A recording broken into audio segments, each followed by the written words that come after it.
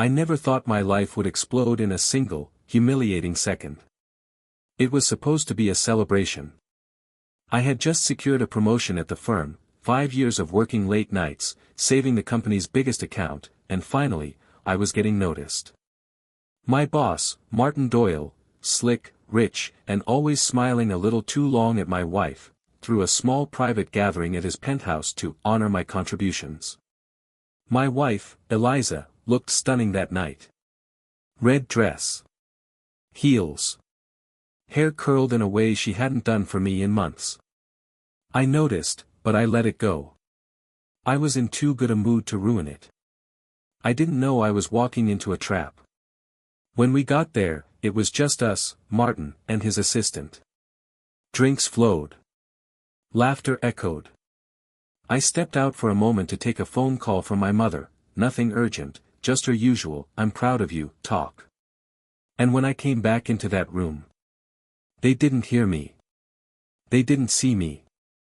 But I saw them. Eliza, my wife, standing way too close to Martin. His hand on her lower back. And then she kissed him. No hesitation. No resistance. No guilt. Like it was normal. That was the moment everything snapped. I didn't say a word. Not yet. I just stood there, frozen in the doorway, watching the woman I married press her lips against my boss like she'd been doing it for months. Maybe she had. Maybe this wasn't the first time. But right then, I wasn't thinking clearly enough to piece it all together. My heart was hammering so hard I could barely hear them whisper. But I heard my name. My name. Martin chuckled and said something like, "He has no idea. He worships you." Eliza giggled. Giggled. He's too obsessed with his job to notice anything else. That was the part that hit me the hardest. Because she was right. I'd been working my butt off for years trying to give her everything, the house, the lifestyle, the comfort. I thought I was doing the right thing. I thought she was proud of me. Turns out, I was just handing her more time and space. To cheat. I quietly stepped back from the room and left the penthouse. I didn't slam the door. Didn't confront them. Not yet. I needed to think. Because now, it wasn't just about heartbreak. It was about revenge. And believe me, when you've got nothing left to lose, you become dangerous. I didn't sleep that night. I sat in my car outside our house, staring at the front door like it was some kind of enemy fortress. Inside was the woman I promised forever to, lying beside the man she thought I still was. The blind idiot. The fool. The provider. But that man died the moment she kissed my boss. By morning, I had a plan. First, I didn't let her know I saw anything. I walked in as if nothing happened. Gave her the same tired, "Good morning," I always did. She smiled, like she wasn't hiding a dagger behind her back. She even made me coffee. I took it, and smiled back. That weekend, I accidentally left my phone at home while I ran to the store. I knew she couldn't resist checking it. She never trusted me, always acting like I was the one sneaking around. When I came back, I found her sitting on the couch, looking slightly nervous. "You left your phone," she said, trying to sound casual. "Oh. Weird," I shrugged. "Thanks." That confirmed it. She still didn't know I knew. Which gave me time. I started digging. Back at the office, I began quietly collecting evidence, dates when Martin left early, sudden business trips, expense reports that didn't add up. And at home? I checked our shared iCloud account. Eliza had no idea I still had access. The photos I found. The messages. Disgusting. "Can't wait to see you after he leaves for work. He's clueless. You're way more of a man anyway." I screenshotted everything. I wasn't going to confront her yet. Not until the stage was set. Not until she realized who she really betrayed. The deeper I dug, the filthier it got. There were hotel receipts under my name, ones I never booked. Spa appointments paid with my card. And photos, taken by Martin himself. In his car. In our house. Once, even in the office where I worked. They didn't just betray me, they mocked me. But now, I had everything I needed. And I wasn't going to waste it on a screaming match or some petty divorce fight. No, this was going to be public. Calculated. Undeniable. I waited until the quarterly corporate dinner, a formal company-wide event where Martin would be front and center, giving one of his smug speeches about ethics and leadership. Eliza was invited too, as the spouse of the newly promoted employee. Of course, she was thrilled. She wore that same red dress. The one she wore when she kissed him. How poetic. We walked in together, smiling for the cameras. But inside, I was coiled like a spring. During dinner, I made small talk, laughed with co-workers, even toasted Martin when he stepped up to the podium. And then, halfway through his speech about loyalty in the workplace, I tapped my glass and stood. Mind if I say a few words? I asked. He smiled. Of course. The floor's yours. Eliza looked at me, confused. I could see the flicker of panic behind her eyes. I took a deep breath. Looked straight at Martin. Then at her. I just want to thank the two people who've taught me the most about trust, I paused, pulling out my phone and casting it to the big screen. By showing me exactly what betrayal looks like. The room gasped. And then, photo after photo, message after message, appeared in full HD behind me. The silence was deafening. For a moment, nobody moved. Forks froze mid-air. Wine glasses hovered halfway to lips. The only sound was the faint click of the projector as each damning image slid into place. Martin's smile collapsed into something pale and twitching. Eliza's face. I'll never forget it. Mouth open, eyes darting around the room like a trapped animal. The photos weren't vague or open to interpretation. They were clear. Her in his office. Her in his car. Her in our bedroom. I didn't yell.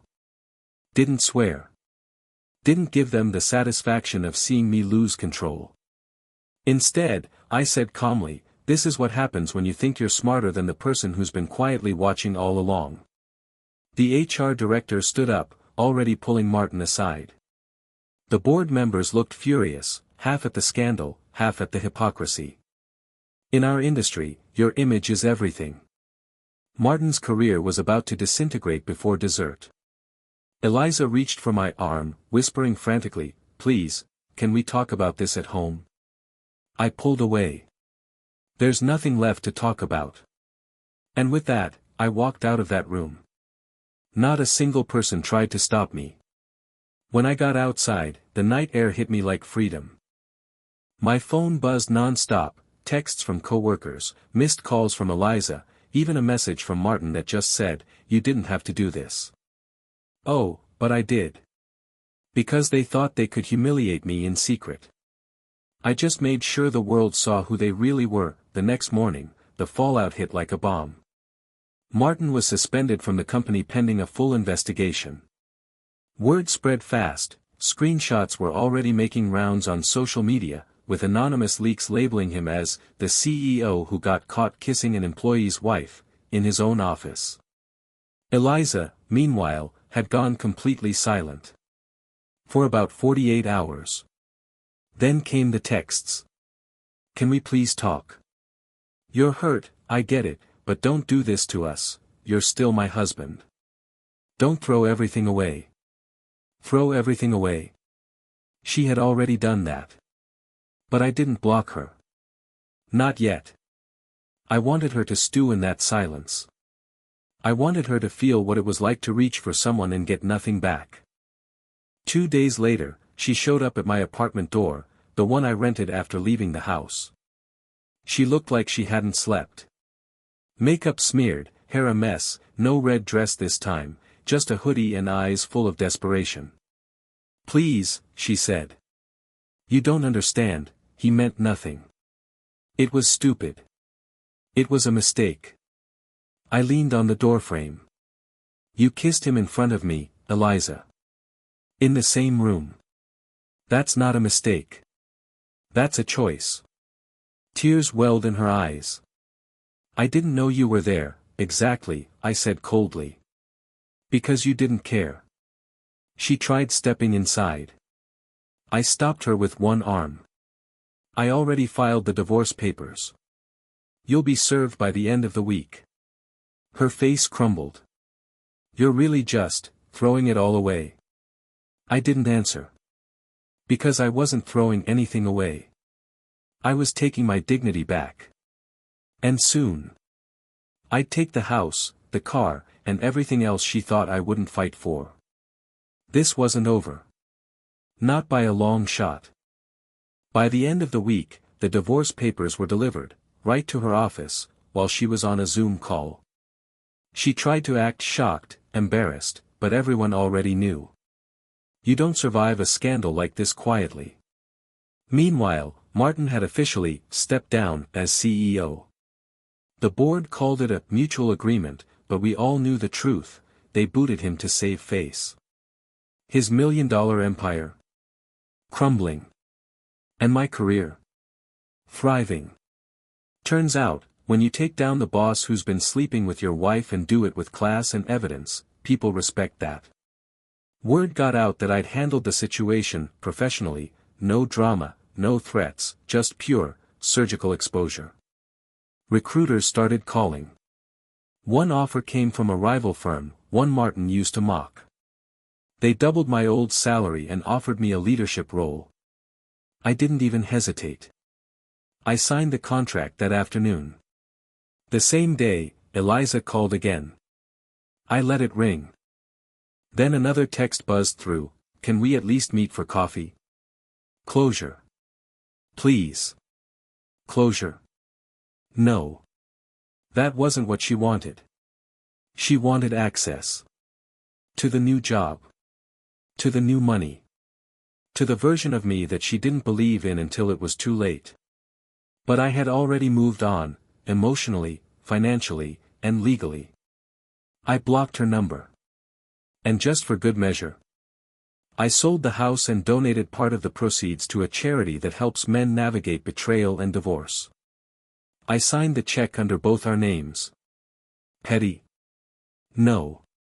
Poetic. A few months passed. I didn't think about her much anymore, Eliza, Martin, any of it. My life had turned a corner. New job. New city. New peace. It felt good to sleep without stress, to wake up without resentment sitting in my chest like a rock. But then, something unexpected happened. I got a message from her sister. "Just so you know, Eliza's been asking around about you. She says she made a mistake. She thinks you're dating someone new." I wasn't. Not yet. But it didn't matter. Curiosity got the best of me. I checked her socials. Gone. Not deleted, just locked down. Private. Hidden. Then I got a message from an old mutual friend who worked in real estate. "Hey, is Eliza okay? I heard she's living with her mom again. Had to break her lease. Some legal trouble with the credit cards." Ah. She'd been living off my money for years. Now that the accounts were frozen and the car was repossessed. She had nothing. Martin. Rumor was, his wife left him the same week the scandal broke. Took the kids. Took the money. And with no career left, he'd skip town. 2 liars. 2 cheaters. Each left holding the broken pieces they handed each other. I smiled. Not out of cruelty, but out of closure. You don't have to destroy someone when they're already willing to ruin themselves for you. You just have to step aside. And let karma finish the job that I thought it was over. I really did. But then, something strange happened. One night, around 11:30 p.m., I got a knock on my apartment door. I wasn't expecting anyone. I checked the peephole, and my stomach dropped. Eliza. Not crying. Not yelling. Just, standing there. Holding something in her hand. I opened the door halfway. She looked thinner. Tired. Worn. "I'm not here to beg," she said quickly. "I just wanted to give you this." She handed me a small envelope. "What is it?" I asked, not taking it right away. "It's everything," she said. "Everything I never told you." I opened it slowly. Inside were photos, old ones. Us. Back when we were happy. A few notes, handwritten. A letter. A receipt for therapy sessions. And a paternity test. Wait.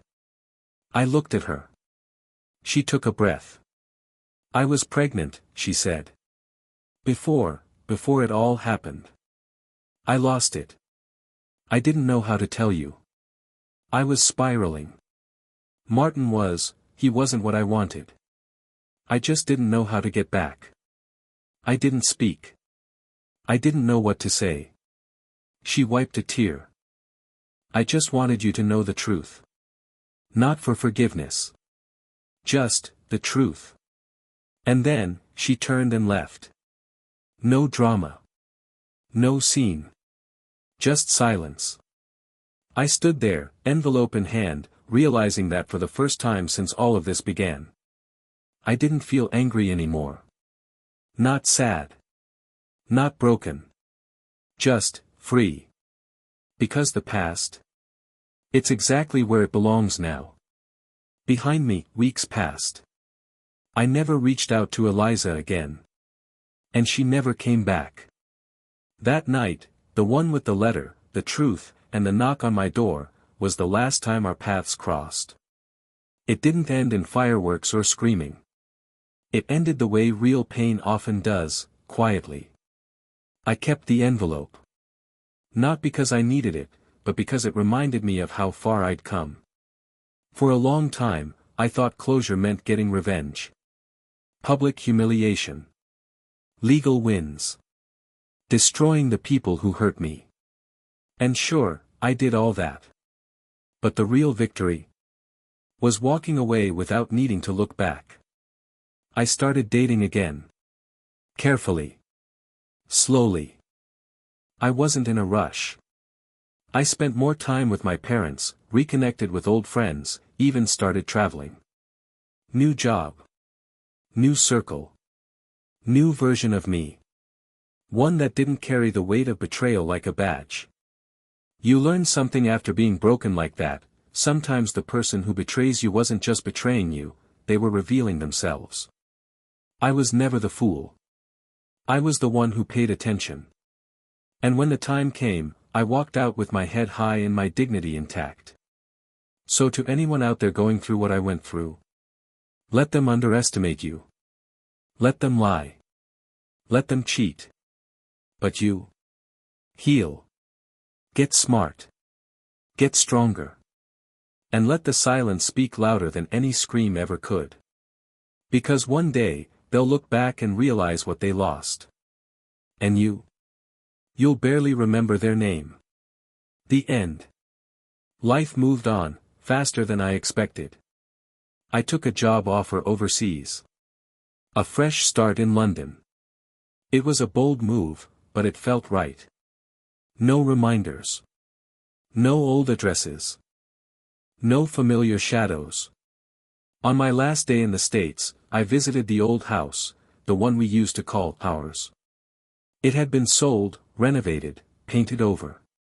New family. New curtains in the window. The ghosts were finally gone.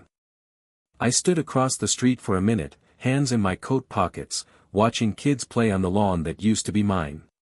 And I felt nothing. No ache. No anger. Just a quiet peace. A car pulled up beside me.